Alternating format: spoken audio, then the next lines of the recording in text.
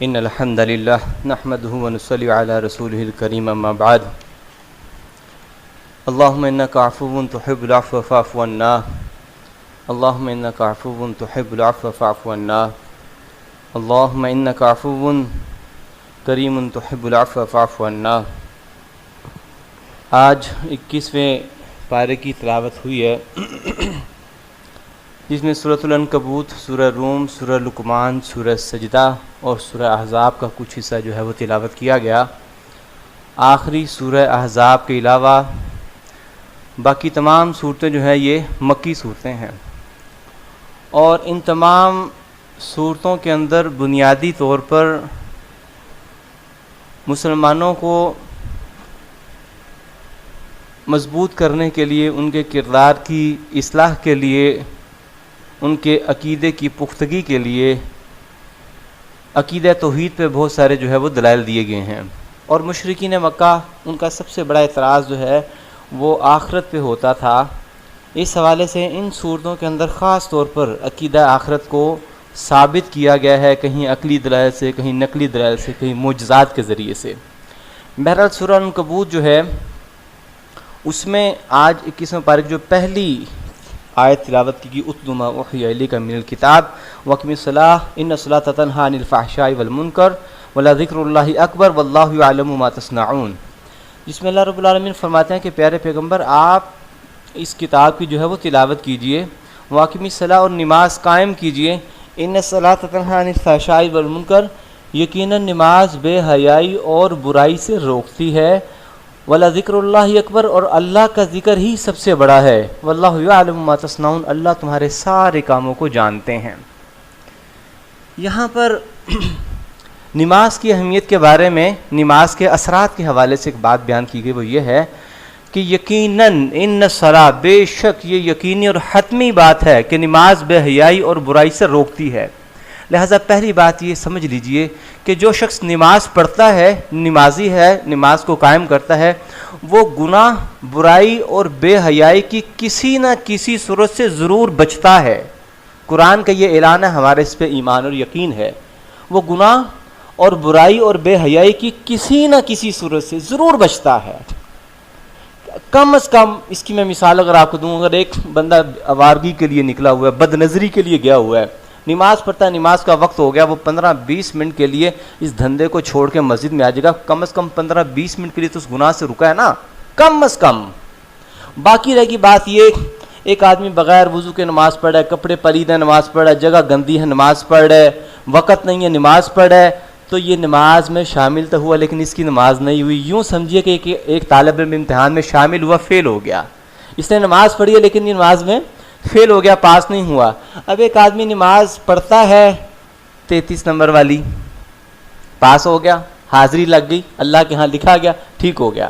اب جب 33 نمبر کی نماز پڑھی ہے نا تو اس کے اثرات بھی 33% ہی ہوں گے۔ ایک بندے نے نماز پڑھی ہے 40% نمبروں والی، 50% نمبروں والی، تو پھر اس کے اثرات جو ہیں وہ بھی اسی طرح ہی ہوں گے، 40% اور 50%۔ کس نے A+ گریڈ لیا ہے، 80+، اس کی نماز اتنی عمدہ ہے، اوقات کی پابندی، 5 کا مطلب 5، تسلی کے ساتھ، خشوع و خضوع کے ساتھ، توجہ انہماک کے ساتھ، اگر اس نے نماز پڑھی ہے A گریڈ تو اس سے گناہوں کے بچنے کی پرسنٹیج بھی 80+ ہی ہے۔ ایک مفسر نے بڑی خوبصورت بات کہی، ہم دیکھتے ہیں کہ بہت سارے لوگ نمازیں بھی پڑھتے ہیں اور برائیاں بھی کرتے ہیں، گناہ کا ارتکاب بھی کرتے ہیں، تو اس اللہ کا قرآن سچا، ہماری نمازیں جھوٹی۔ اس کا حل اور طریقہ کیا ہے؟ اس کا طریقہ یہ ہے کہ ہم اپنی نماز کو اتنا بلند کریں کہ وہ ہمیں گناہوں اور بے حیائی سے روکنے لگے۔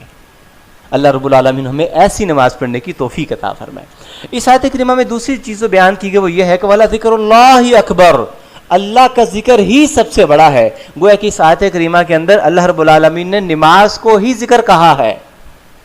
ذکر کے لیے کوئی ادب سے محافل سجانے کی ضرورت نہیں ہے، تسبیح پہ دانہ گرانے کی ضرورت نہیں ہے، کاؤنٹنگ والی وہ جو مشین ہے وہ چلانے کی ضرورت نہیں ہے۔ نماز پڑھیے، نماز اقیم الصلاۃ لذکری، اللہ رب العالمین قرآن مجید میں ارشاد فرماتے ہیں کہ نماز قائم کیجیے میرے ذکر کے لیے۔ ذکر کی بہترین، افضل، عمدہ ترین شکل نماز ہی ہے۔ تو نماز پر جتنی توجہ ہوگی، اور جیسا کہ میں نے عرض کیا کہ یہ مکی صورتیں ہیں، مکی صورتوں میں توجہ کس طرف ہے؟ ایک آدمی کی جو ہے وہ پرسنالٹی کو سٹرونگ کیا جا رہا ہے، نفس امارہ کو کچلا جا رہا ہے، اس کو تیار کیا جا رہا ہے ایک بڑے انقلاب کے لیے، ایک ریاست کے قیام کے لیے. ان مراحل سے گزرے گا تو تبھی وہ جو ایک ریاست کو جو ہے وہ قائم کر سکے گا. اس کے بعد ہمارے پاس سورہ روم آتی ہے. سورہ روم کے آغاز میں اللہ رب العالمین نے خوشخبری دی کہ ان قریب روم جو ہے وہ غالب آ جائے گا اور ایران کے مجوسی مغلوب ہو جائیں گے. فی بضع سنین، چند سالوں کے اندر 9 سال بنتے ہیں، 3 سے لے کے 9 تک کو بضع کہا جاتا ہے. اسی بنیاد پر ابو بکر صدیق رضی اللہ تعالیٰ نے شرط لگا لی اور وہ شرط جیت گئے. تب شرط ابھی حرام نہیں ہوئی تھی. اور اس کے ساتھ ساتھ اللہ رب العالمین نے مسلمانوں کو بھی خوشخبری دی کہ اتنے ہی سالوں کے اندر تمہیں بھی فتح نصیب ہوگی. قرآن مجید کی یہ جو آیات ہے سورہ روم کی، دراصل یہ اللہ رب العالمین نے اپنے حبیب کے ذریعے سے ایک معجزہ دیا تھا لوگوں کو. اور یہ معجزہ اس اعتبار سے، مثال کے طور پہ اگر آج ہم کہیں کہ دیکھیں آپ 5 سالوں کے اندر چائنا تباہ ہو جائے گا یا امریکہ تباہ ہو جائے گا، بات سمجھ میں آنے والی نہیں ہے. ان کا سٹرکچر اتنا مضبوط ہو چکا ہے، ان کی حکومت اس انداز کی ہے کہ گرتے گرتے بھی ٹائم لے گی. ایسا ہی ہے. اگر کہہ دیا جائے کہ 5 سالوں میں تباہ ہو جائے گا اور واقعی ہو جائے، کوئی بات تھی بھئی، اتنی بڑی طاقت کا گرنا معمولی بات نہیں. تو اس وقت کے حالات کے تناظر میں آپ یوں سمجھیے کہ ایران سپر پاور تھا، بڑی طاقت تھی، روم اس کے مقابلے میں کمزور تھا، دونوں کی آپس میں جنگ تھی. قرآن نے اعلان کر دیا کہ 9 سالوں کے اندر اندر روم فاتح ہوگا، ایران مفتوح ہوگا. مشرکین مکہ نے مذاق اڑایا، کیسی بات ہے، جیسے آ کے کہ اچھا بھی ایران، امریکہ تباہ ہو سکتا ہے، چائنا تباہ ہو سکتا ہے. انہوں نے بھی مذاق اڑایا، کیا ایران تباہ ہو سکتا ہے؟ ایسا نہیں ہو سکتا. پھر تاریخ نے وہ وقت دیکھا کہ ایران کو شکست ہوئی، رومیوں کو فتح ہوئی. رومی اہل کتاب تھے، عیسائی تھے. مسلمانوں کی ہمدردیاں اللہ کو ماننے والوں کے ساتھ ہوتی ہیں بنسبت ان کے جو اللہ کو بالکل انکار کرتے ہیں. ایران کے مجوسی اللہ کے منکر، ہندوستان کے ہندو اللہ کے منکر، ان کے مقابلے میں اہل کتاب کسی نہ کسی انداز میں، کسی نہ کسی درجے میں اللہ کو مانتے ضرور ہیں. دوسری بات اسی معجزے کے اندر وہ یہ تھی کہ اللہ رب العالمین نے 2 ہجری کے اندر مسلمانوں کو فتح بدر عطا فرمائی، بدر کے میدان میں فتح عطا فرمائی. تو یہ معجزہ 2 اعتبار سے پورا ہوا، ایک روم کی فتح کی صورت میں اور ایک بدر کے میدان میں مسلمانوں کی فتح کی صورت میں. تو یہ جو ہے معجزہ اس وقت کے لوگوں نے اپنی آنکھوں کے ساتھ دیکھا. اب ہمارے لیے اس میں کیا چیز ہے، یہ تو تاریخ کی بات ہے، ہمیں تو معلوم نہیں ہے. اللہ رب العالمین نے اس سورہ مبارکہ کے اندر ہم جیسے لوگوں کے لیے جو صدیوں بعد پیدا ہوئے، اس سورہ مبارکہ میں کہا کہ ان لوگوں کے لیے اللہ نے اپنی نشانی اور دلیل کے طور پہ روم کو فتح دی، مسلمانوں کو بدر کے میدان میں فتح دی. تمہارے لیے کیا ہے؟ تمہارے لیے غور و فکر. تو بہت ساری عقلی نشانیاں ہیں اللہ کی توحید پر دلالت کرنے کے لیے. اگر میں ان کو شروع کروں تو ٹائم اس کی اجازت نہیں دیتا. 2-3 نشانیوں کی جو ہے بات کر کے بات ختم کروں گا. مشرکین مکہ کا سب سے بڑا اعتراض آخرت پر ہوتا تھا.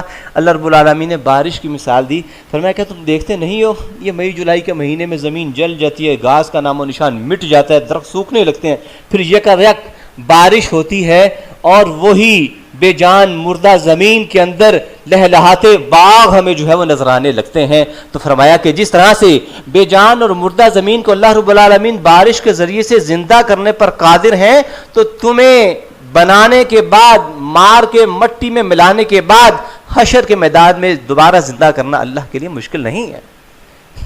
پھر دوسری مثال اس کی ایک اور جو ہے وہ یہ کہ اللہ فرماتا ہے کہ تم دیکھتے نہیں ہو کہ اللہ کس طرح سے زندوں سے مردوں کو، مردوں سے زندوں کو بناتے ہیں.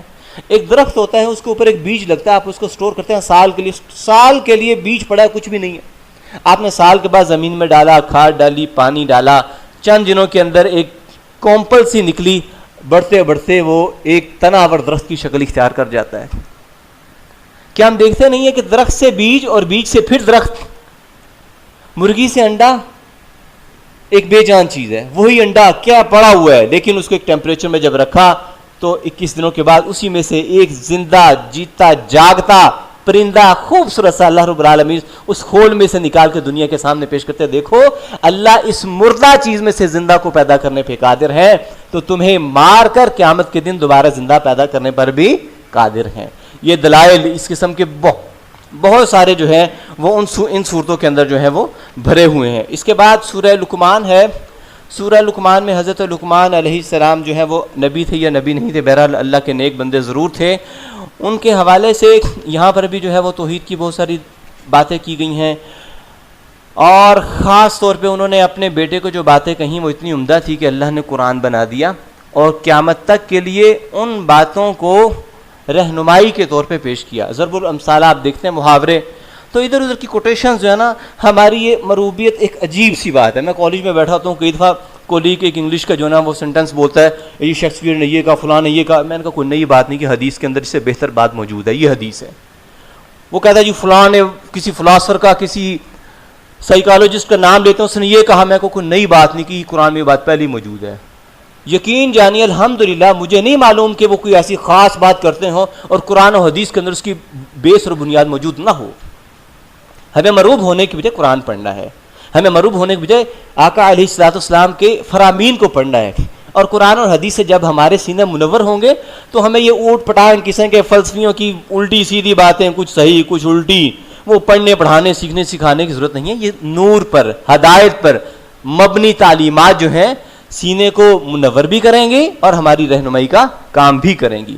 تو ایک لمبی فہرست جس میں عقیدے کی باتیں بھی ہیں، جس میں معاشرت کی باتیں بھی ہیں، جس میں سیاست کی باتیں بھی ہیں، اور جس میں اخلاقیات، یہ ساری کی ساری تعلیمات جو ہیں وہ یہاں پر بیان کی گئی ہیں. یہاں پر ایک خاص چیز فرمایا کہ وَإِن جَاهَدَاكَ عَلَىٰ أَن تُشْرِكَ بِي مَا لَيْسَ لَكَ بِهِ عِلْمٌ فَلَا تُطِعْهُمَا وَصَاحِبْهُمَا فِي الدُّنْيَا مَعْرُوفًا. اللہ رب العالمین میں اس میں والدین کی خدمت، ان کی اطاعت پر بہت زور دیا ہے. خاص طور پر یہ بتایا کہ کس طرح سے ایک خاتون جان گداز مرحلے سے نکل کر ماں کے مرتبے پر فائز ہوتی ہے، تو جس مراحل سے وہ گزرتی ہے اس کا حق تم ساری زندگی ادا نہیں کر سکتے ہو. اب اس کے حق کی صورت یہ بیان کر دی کہ ساری زندگی اس کے آگے عاجزی اختیار کرو، خدمت کرو، جھکے رہو، ان کی تسلیم کرو. بوڑھے ہو گئے ہیں، مزاج کی تیزی ہے، اس کو تحمل کے ساتھ، حوصلے کے ساتھ برداشت کرو. تمہارا خون جوان ہے، گرم ہے، جذبہ ہے، وہ عمر گزار چکے ہیں، میچ نہیں کرتا.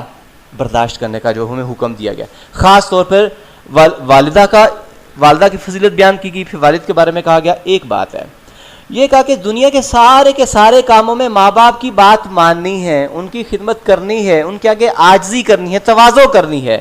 ایک بات کا خیال رکھنا ہے، اگر وہ تمہیں یہ بات کہیں وَإِن جَاهَدَاكَ عَلَىٰ أَن تُشْرِكَ بِي مَا لَيْسَ لَكَ بِهِ عِلْمٌ، وہ تمہیں کہیں کہ میرے ساتھ شریک کرو، ان کی یہ بات نہیں ماننی. دوبارہ ذرا، اگر وہ یہ کہے کہ میرے ساتھ شرک کرو، ان کی یہ والی بات نہیں ماننی، باقی ساری باتیں ماننی ہیں. باقی بول کے ذرا، باقی ساری باتیں کن کی؟ ماں باپ کی. ماں باپ کی ساری باتیں ماننی ہیں، شرک کی نہیں ماننی، کفر کی نہیں ماننی، گناہ کی نہیں ماننی، باقی ساری باتیں ماننی ہیں. ہم ان کا حق ادا نہیں کر سکتے. حتیٰ کہ حضرت اسماء رضی اللہ تعالیٰ عنہا، حضرت عائشہ کی بہن، اللہ کے رسول کی سالی ہیں، کہنے لگی کہ میری فلاں جو ہے وہ عزیزہ جو آئی ہیں مسلم نہیں ہے، کیا کروں؟ والدہ کے، ان کی والدہ تھی. آپ نے فرمایا کہ ان کی خدمت کرو، ان کے ساتھ اچھا سلوک کرو. یہ اسلام کی تعلیم ہے کہ والدین کے ساتھ جو ہے وہ اچھا سلوک کیا جائے. اب یہاں پہ ایک دوسری انتہا ہے، وہ کیا ہے؟ وہ دوسری انتہا یہ ہے کہ اللہ رب العالمین اسی سورہ مبارکہ میں فرماتے ہیں کہ یہ جو کافر ہیں نا، جب انہیں کہا جائے کہ توحید کو قبول کرو، رسالت کو قبول کرو، وَإِذَا قِيلَ لَهُمِ اتَّبِعُوا مَا أَنزَلَ اللَّهُ، اللہ کی نازل کی شریعت کو مانو، قَالُوا بَلْ نَتَّبِعُ مَا وَجَدْنَا عَلَيْهِ آبَاءَنَا، کہتے ہیں ہم تو باپ دادا کی مانیں گے، ہم تو باپ دادا کی مانیں گے. دو رویے. ایک رویہ یہ ہے کہ ہم نے ہر مسئلے پر باپ دادا کی مانتے ہیں. بھی مزار پہ کیوں جاتے ہو؟ ابا جی جاتے تھے، دادا جی جاتے تھے، ہمارے خاندانی روایت ہے. میں ایک علاقے میں رہا، وہاں پہ کوئی بھی برات آتی تھی، پہلے دربار پہ حاضری ہوتی تھی، اس کے بعد آگے چلتے. کیا خاندانی روایت ہے. اللہ نے بتا دیا قرآن کے اندر کہ دین خاندانی روایات کا نام نہیں ہے. دین نام ہے اللہ کی بات کا، اللہ کے رسول کی باتوں کا. اب ایک اور رویہ مغرب کے اندر، ابا جی نے مارا، پھینٹی لگائی، فون کر دو، ابا جی نے مارا، آ جاؤ. پولیس آئی، ابا جی کو پکڑا، چال بھی اندر. اما جی سے ناچاکی ہوئی، فون کر دو، پولیس آئی، آ کے اما جی کو لے گئی. آزادی اور بے لگامی کے درمیان فرق ہونا چاہیے. مغرب نے اولاد کو بے لگام کر دیا، اب یہ بے لگام اولاد اپنے ماں باپ کو کاٹنے کو دوڑتی ہے۔ دوسرا رویہ کیا ہے؟ دوسرا رویہ یہ ہے کہ ہر مسئلے پہ ابا جی کی بات، دادا جی کی بات، خاندانی روایات کا احترام، رسم و رواج غلط نہیں جب تک اسلامی تعلیمات سے ٹکراتی نہ ہوں۔ جب اسلامی تعلیمات سے ٹکرائیں گی تو پھر یہ روایات قابل اعتبار نہیں رہیں گی۔ ان دونوں کے درمیان اعتدال کا راستہ کیا؟ خواتین کے حوالے سے کل بھی ایک بات ہوئی کہ حضرت شعیب علیہ السلام کی جو بیٹی ہیں تمشی علی استحیاء، حیا کے ساتھ چلتی ہوئی آئی۔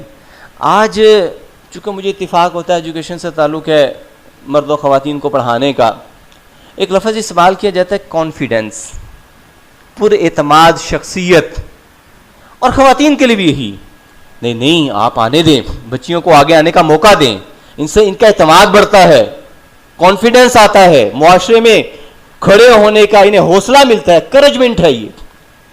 یاد رکھیے خواتین کا یہ کانفیڈنس حیا کو ذبح کرنے کے بعد آتا ہے، اور رسول اللہ صلی اللہ علیہ وآلہ وسلم کا یہ فرمان ہے اذا لم تستحی من کلام نبوت الاولی، سابقہ انبیاء کی کلام کا خلاصہ اور نچوڑ یہ ہے اذا لم تستحی فاصنع ما شئت، جب تو بے شرم ہو جائے، بے حیا ہو جائے، تم سے دنیا کے کسی بھی قسم کی غلاظت کی توقع کی جا سکتی ہے، لہذا بے حیائی اختیار نہیں کرنی ہے۔ کانفیڈنس ضرور ڈیولپ کریں، آپ اعتماد ضرور دیں، لیکن وہ اعتماد ایسا نہ ہو، وہ کیا شعر ہے وہ بھول گیا، ایک تو ہے نا کہ چلے چھوڑیں، شعر بس ایسے ہی بھول جاتے ہیں، جس علم سے ہو زن نزن اس علم کو کہتے ہیں ارباب نظر موت۔ علم یہ نہیں ہے کہ زن نزن ہو جائے، وہ علم نہیں، وہ موت ہے۔ اسی طرح جو ہے وہ اسماعیل علیہ السلام کے بارے میں سکھائے کہ اس نے اسماعیل کو آداب فرزندی، ٹھیک ہے؟ تو والدین کے بارے میں قرآن مجید نے ہمیں یہ جو رہنمائی دی ہے، نمبر ایک ان کی خدمت، اطاعت اور فرما برداری کرنی ہے گناہ کے کاموں کے سوا، اور دوسری بات کہ دین کے معاملے میں خاندانی روایت نہیں بلکہ دین کے معاملے میں اللہ اور رسول کی بات جو ہے اسے ہی تسلیم کیا جائے گا۔ حضرت لقمان نے کیا نصیحتیں کی ہیں؟ سب سے پہلی نصیحت کیا ہے؟ بیٹا لا تشرک باللہ ان الشرک لظلم عظیم، شرک نہ کرنا سب سے بڑا ظلم جو ہے وہ شرک ہے۔ ظلم بھی ایک موضوع ہے، پھر کبھی اس پہ بات کریں گے انشاءاللہ۔ دوسری بات کہی کہ بیٹا وَاتَّبِعْ سَبِيلَ مَنْ أَنَابَ إِلَيَّ، نیک لوگوں کی پیروی کرنا۔ نیک لوگوں کی پیروی تبھی ہوگی نا جب ہم اپنے بچوں کو نیک مجالس میں بٹھائیں گے، اور پھر ان ہدایت کے ذریعے یہ بھی پتہ چلتا ہے کہ ہم اپنے بچوں کو جتنا ہم گائیڈ کر سکتے ہیں کوئی دوسرا نہیں کر سکتا۔ ہم سمجھتے ہیں قاری صاحب قرآن پڑھا دیں گے، ٹیچر اسکول کا پڑھا دے گا، ٹیوشن پہ وہ پڑھ لے گا، وہاں سے وہ کا میرا بیٹا بہترین پڑھ رہا ہے۔ آپ سے زیادہ آپ کے بیٹے کا مخلص دنیا کا کوئی انسان نہیں ہے۔ جتنے خلوص کے ساتھ آپ تربیت کر سکتے ہیں دنیا کی کوئی ہستی اتنے خلوص سے آپ کے بیٹے کی تربیت نہیں کر سکتی ہے، اس لیے اس کی تربیت ہمیں خود کرنی ہے، اس کے لیے ہمیں خود فکر کرنی ہے، خود کوشش اور محنت کرنی ہے۔ پھر کہا کہ اللہ کو ماننا ہے، آخرت کو یاد رکھنا ہے، پھر کہا یا بنی اقیم الصلاۃ، میرے بیٹا نماز قائم کرنی ہے، وامر بالمعروف، نیکی کا حکم دینا ہے، ونہی عن المنکر، برائیوں سے روکنا ہے، واصبر علی ما اصابک، اللہ کی طرف سے کوئی آزمائش آ جائے اس پر صبر کرنی ہے، ولا تصعر خدک للناس، لوگوں کے سامنے منہ پھیلا کر بات نہیں کرنی ہے، ولا تمشی فی الارض مرحا، زمین پہ تکبر کے ساتھ نہیں، عاجزی اور انکساری کے ساتھ چلنا ہے۔ اور کہا کہ وقصد فی مشک، اپنی چال کے اندر وقار اختیار کرنا ہے، میانہ روی، وقار، تکبر نہیں، مریل نہیں، بلکہ وقار کے ساتھ چلنا ہے۔ وغضض من صوتک ان انکر الاصوات لصوت الحمیر، اپنی آواز کو پست رکھنا ہے۔ تہذیب، شائستگی، شستگی، وقار، عقیدہ، طور طریقے، اخلاقیات، یہ وہ ساری کی ساری تعلیمات ہیں جو سیدنا لقمان علیہ السلام نے اپنے بیٹے کو جو ہے وہ سکھائی تھی۔ اس کے بعد ہمارے پاس سورہ سجدہ ہے۔ سورہ سجدہ میں اللہ رب العالمین نے متقین اور فاسقین کا موازنہ کیا ہے، جس میں ہم نے سجدہ بھی کیا، فرمایا کہ انما یؤمن بآیاتنا الذین اذا ذکروا بها خروا سجدا وسبحوا بحمد ربهم وهم لا یستکبرون۔ مومن بندوں پر جب اللہ کی آیات کی تلاوت کی جاتی ہے تو وہ تکبر نہیں کرتے، اللہ کے حضور سجدے میں گر جاتے ہیں. اسی آیت پہ ہم نے سجدہ بھی کیا ہے آج. اس کے بعد کہا کہ تتجافى جنوبهم عن المضاجع يدعون ربهم خوفا وطمعا ومما رزقناهم ينفقون. مومن بندے وہ ہیں جن کے پہلو بستروں سے الگ رہتے ہیں. آج 21ویں رات ہے، طاق رات ہے، معلوم نہیں لیلۃ القدر کون سی ہو. ہم تو اسی نیت سے بیٹھے ہیں. اللہ رب العالمین ان سب بیٹھنے والوں کی اس محنت کو قبول و منظور فرما. تتجافى جنوبهم عن المضاجع، یہ آرام کا وقت ہے لیکن پہلو بستر سے الگ ہیں. یہاں تک تو عمل ہو گیا. یدعون ربهم خوفا وطمعا، اللہ کو پکارتے ہیں خوف کے ساتھ اور امید کے ساتھ. آپ سے بھی میں عرض کروں گا، آپ نے انتظار نہیں کرنا. امام صاحب آئیں گے، ایک وطر پڑھائیں گے، بڑی لمبی ساری دعا کریں گے، ہم بھی اس میں نماز پڑھ لیں گے، رونا آ گیا رو لیں گے، بعد میں چھٹی کر کے گھر. جو بیٹھے ہیں نا، جتنا وقت ملتا ہے نا، اللہ سے براہ راست جڑے ہوئے ہیں. اللہ سے دعائیں کیجیے. آپ کے اور اللہ کے درمیان، ہمارے اللہ کے درمیان کوئی رکاوٹ نہیں، کوئی بیریئر نہیں، کوئی پرابلم نہیں. اللہ سے دعائیں کیجیے امید کرتے ہوئے، ڈرتے ہوئے. اللہ تو ہمارا مالک ہے، تو ہمارا رب ہے. ہم گناہوں میں لتھڑے ہوئے، اللہ ہمیں معاف کر دے، اللہ نیک کاموں کی توفیق دے دے، اللہ میرا فلاں مسئلہ پھنسا اللہ حل کر دے، اللہ میرے ماں باپ کو صحت دے دے، ہدایت. اللہ دعائیں کیجیے بھرپور طریقے سے. وَمِمَّا رَزَقْنَاهُمْ يُنْفِقُونَ، اور ہمارے دیے ہوئے میں سے خرچ کرتے ہیں. جب یہ آیت پڑھ رہا تھا تو میرے ذہن میں یہ بات آئی، آج میں نے یہ بھی کہنا ہے، ہر ایک نے خرچ کرنا ہے، چاہے 10 روپے کیوں نہ ہو. طاق رہا تھا نا، ہر عمل کا اجر زیادہ ہے. خرچ کرنا ہے چاہے 10 روپے ہی کیوں نہ ہو. کوئی چھوٹا ہے کوئی بڑا ہے، جذبہ پیدا ہو ہمارے اندر. جہاں بہتر سمجھتے ہیں خود ہی دے دیجئے، جہاں مناسب سمجھتے ہیں خرچ کی، لیکن خرچ کرنا ہے. تو کرنے والے کام کیا ہے؟ پہلو کو بستر سے الگ رکھنا ہے قیام کے ذریعے سے، اللہ سے دعائیں کرنی ہے اور اس کے راستے میں خرچ کرنا ہے. سورہ احزاب مدنی صورت ہے، اس پہ بہت ساری چیزیں ہیں، لیکن ابھی چونکہ وقت کافی ہو چکا ہے اسی پہ ہم اکتفا کرتے ہیں. اللہ رب العالمین جو کچھ ہم عبادت کر رہے ہیں، اللہ رب العالمین ہمیں استقامت نصیب فرمائے، ان کو قبول و منظور فرمائے، ہمارے لیے آخرت میں نجات کا ذریعہ بنائے. وآخر دعوانا الحمدللہ رب العالمین. ابھی قیام اللیل کے حوالے سے عرض کرتا چلوں. ویسے ٹائم تو 11:30 کا دیا ہوا ہے، 11:30 ہی آپ سمجھیے، لیکن 10-12 منٹ ذرا انتظار کر لیں گے تاکہ آپ لوگ کمر سیدھی کر لیں، آرام کر لیں تھوڑا سا. رسول اللہ صلی اللہ علیہ وسلم نے دیکھا مسجد نبوی میں تار ایک رسی بندھی ہوئی ہے. پوچھا یہ ماجرا کیا ہے؟ بتایا گیا کہ ام المؤمنین نے باندھی ہے. کس لیے؟ وہ کھڑے ہو کے قیام فرماتی ہیں، جب تھک جاتی ہے تو سہارا لے لیتی ہیں.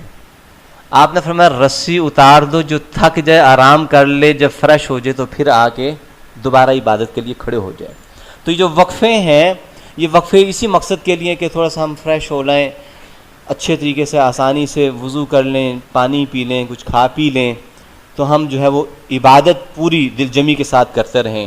تو 11:15 کے قریب انشاءاللہ ہم شروع کریں گے یہ تلاوت. ہمارے تراویح کے امام قاری داؤد صاحب پہلے 4 رکعتیں پڑھائیں گے، اس کے بعد عبد الماجد صاحب 2 رکعتیں پڑھائیں گے، پھر عبد الرحمن محمدی صاحب جو مدینہ یونیورسٹی میں پڑھتے ہیں وہیں امامت بھی کرواتے ہیں، آخری رکعت انشاءاللہ وہ پڑھائیں گے. اور 4 کے بعد تھوڑا سا آپ جیسے بھائی چاہتے ہیں کہ ہم اپنے نمازی بھائیوں کی خدمت کریں، انہوں نے آپ کی خدمت کے لیے کچھ ریفریشمنٹ کا انتظام کیا ہے. 4 کے بعد انشاءاللہ اس کا وقفہ ہوگا. تو ساری چیزوں کا مقصد کیا ہے؟ عبادت، بندگی. ہمارے پہلو ہمارے بستروں سے الگ رہیں، توانائی کے ساتھ چاقو چوبند ہو کر اللہ رب العالمین ان چند جو ہے راتوں کی ہمیں قدر کرنے کی توفیق عطا فرمائے. وآخر دعوانا الحمدللہ رب العالمین.